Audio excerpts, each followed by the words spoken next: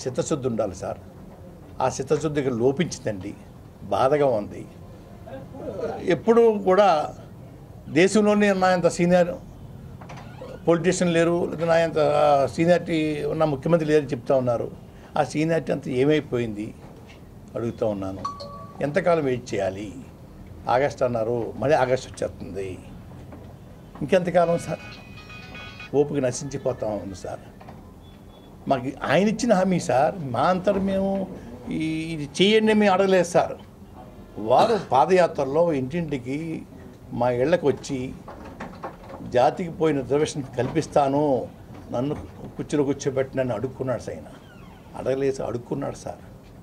అడుక్కున్న తర్వాత ఏది దాటిన తెప్పకాల్చినట్టుగా వ్యవహరిస్తామంటే ఎంతకాలం వెయిట్ చేయాలి సార్? ఎంతకాలం సార్? చాలా బాధగా ఉంది సార్. ఆ సీనియారిటీ ఎంత ఏమైపోయిందని అడుగుతా ఉన్నాను నేను. ఎంతకాలం వెయిట్ చేయాలి? మమ్మల్నే కాదు సార్, ఎన్నో వర్గాల ప్రజల్ని వంచి అబద్ధాలు చెప్పి అధికారులకు వచ్చారు సార్. మీకు తెలుసు చాలా విషయాలు.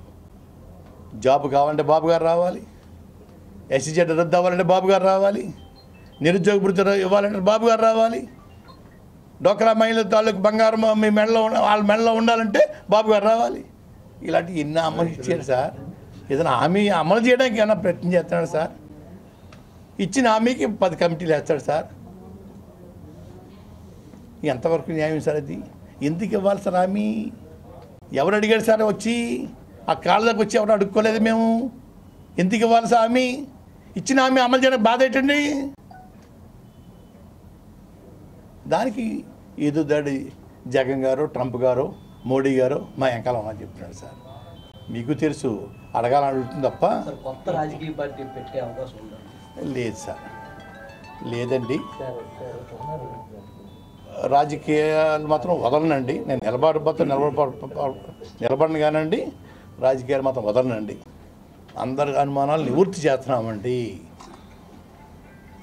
వారి అందరికీ అనుమానం ఏంటంటే అండి, వారు అనుభవించే కోటాలో మా ఇంక్లూడ్ చేయమంటున్నారేమో అనే అభిప్రాయంతో వారు ఉన్నారండి.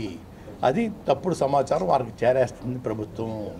అది కాదు సుమా, మీరు అనుభవించే కోటాలు మాకు వద్దండి అయ్యా అని కరాఖండిగా చెప్పామండి. ఇప్పుడే కాదు, గతంలో కూడా చెప్పాను సార్. 93, 94లో స్టార్ట్ అయినప్పుడు కూడా చెప్పడం జరిగింది సార్. లేనిపోయింది గిల్లుతున్నాడు సార్.